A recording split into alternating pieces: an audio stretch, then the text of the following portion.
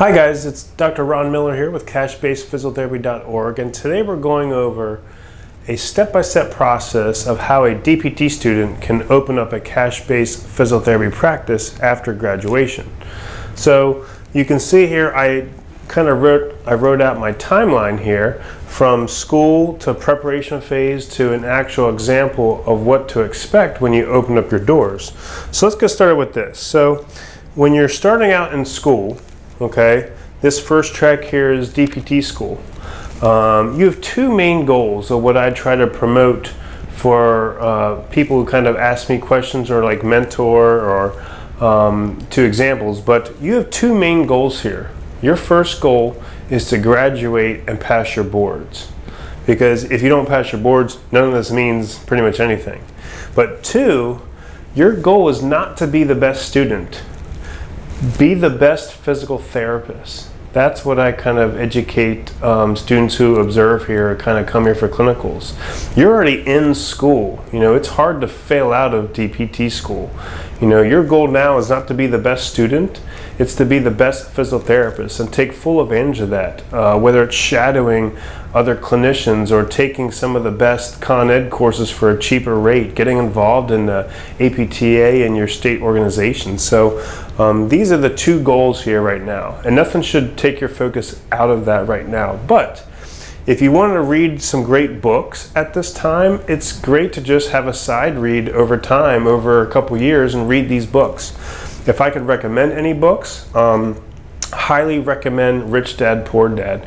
Will educate you on some basic finance stuff and the mindset of an entrepreneur.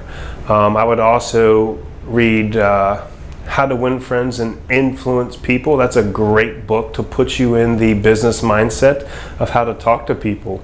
And trying to think what else. Think and Grow Rich is a classic. It's a longer book to read. If you wanted to get another entrepreneurial book to get the business mindset, another great one is The Secrets of a Millionaire Mind.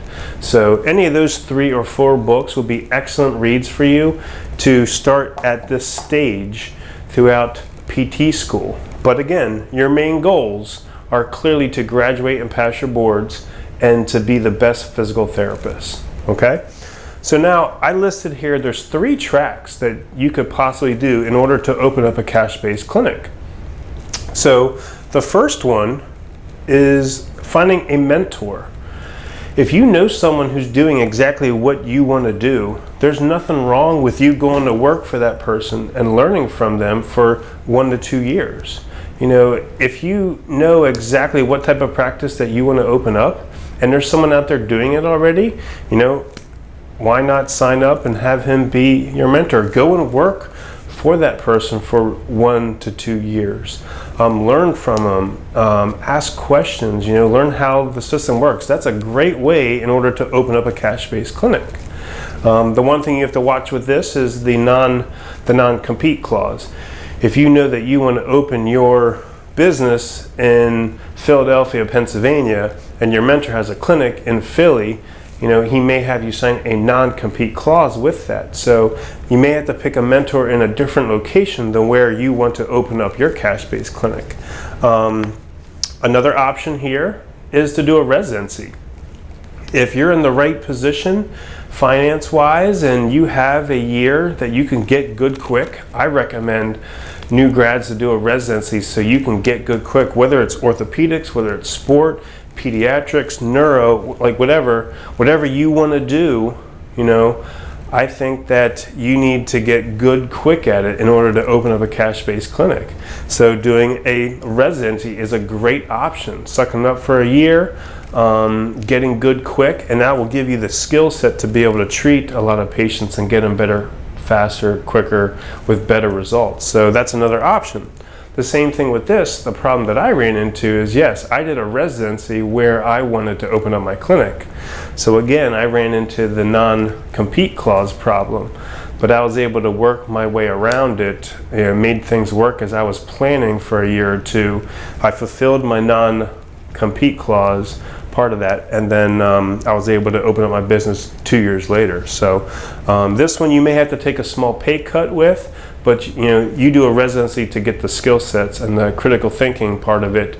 It's okay to take a pay cut just a little bit for this and learn, and then get the skill set to be able to open up your cash-based clinic.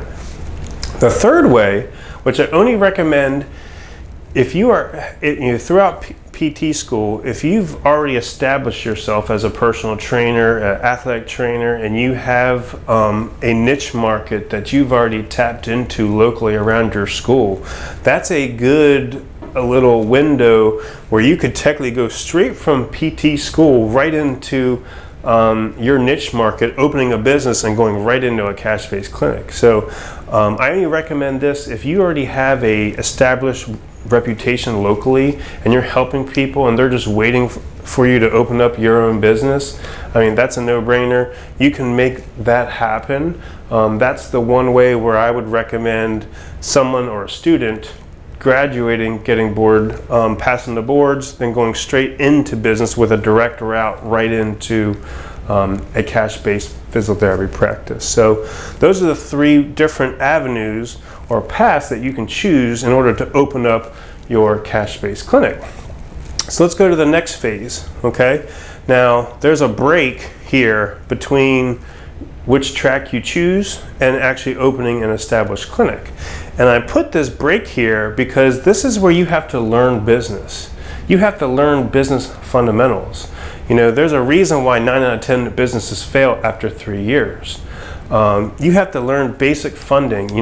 This is a phase where you may have to take some of the money that you saved from here and pay off some credit card debt before you open up a clinic. Or you shouldn't need a lot of capital to be able to open up a clinic. I opened my clinic with my own money, $1,000 to $2,000, and just invested in it, opened up my practice, and kind of took off from there.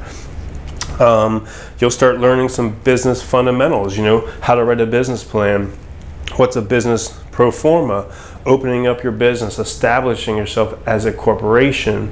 So there's a lot of business planning that has to be done here before you open up your stuff. You have to be organized, you have to be goal specific, you have to be focused. So a lot of people skip this phase and just jump into it, but they don't have any goals written out or don't even have anything planned. They're just hopping into business, and that's setting you up for failure. So I put this break here because you have to do some business planning.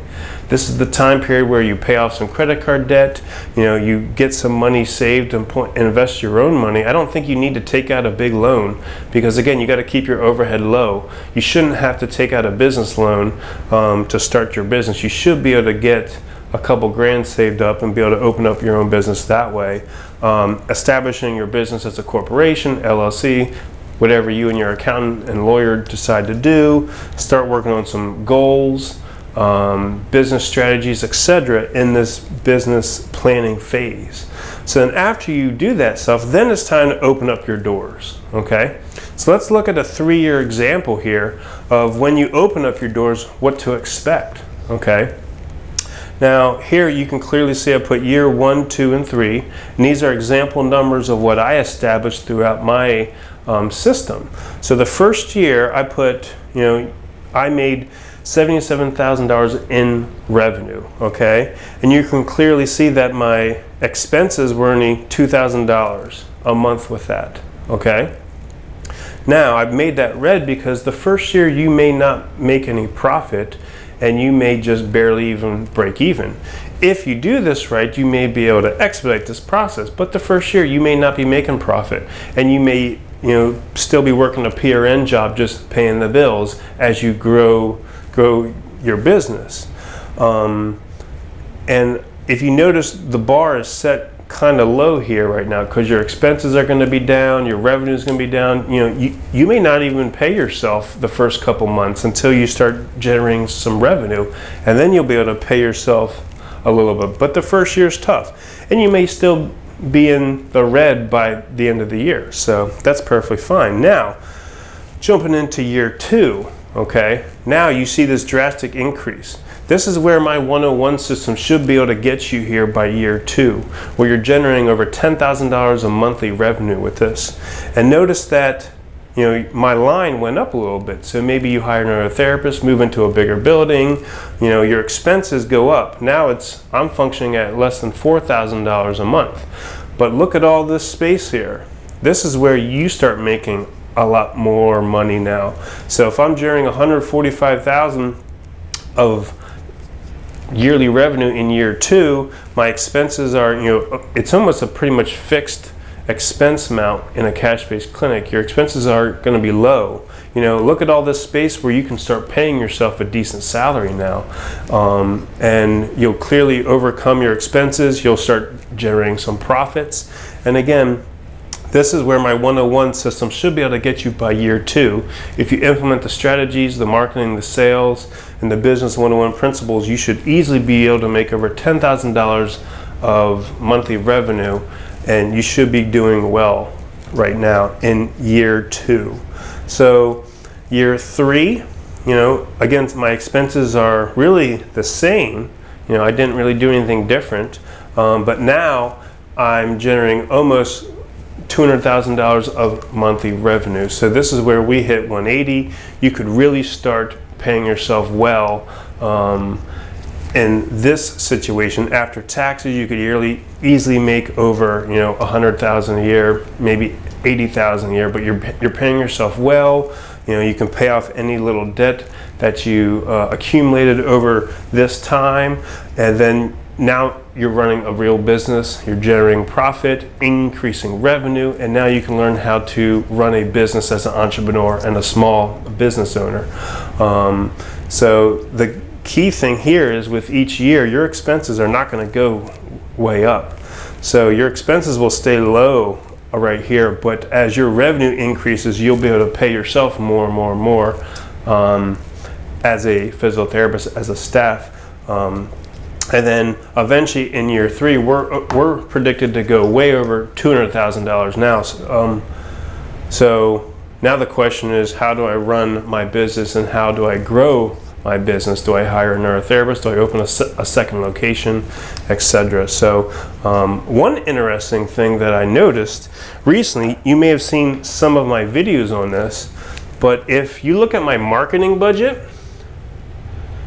my marketing budget is doing this, where here you start paying, no one knows about you and no one knows about your business or what you do. Let's face it, no one knows what physical therapy is, nor do insurance companies or any politician really see value in it. So when you're marketing to the public, you may have to spend some money on a marketing strategy. But what I started to realize is that as you establish yourself and you implement my strategies, that your marketing budget actually goes down. You're not increasing your marketing budget as you make more and more money, that your word of mouth and your local searches start dominating your revenue leads.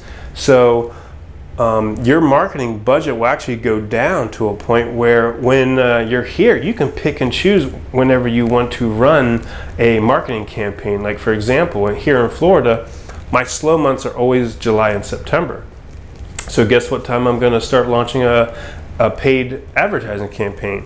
July and September. But most of the time now, I don't have to spend any money on marketing unless I want to, or unless I need to now. So it's a very interesting finding that I didn't expect to happen, but I noticed that as my revenue goes up year to year to year, that my marketing budget starts to go down, and I don't have to spend the money on marketing anymore. Because if you implement my strategies, you should be able to run your business and maximizing the word of mouth referrals and being able to grow your business without spending tons of money on marketing.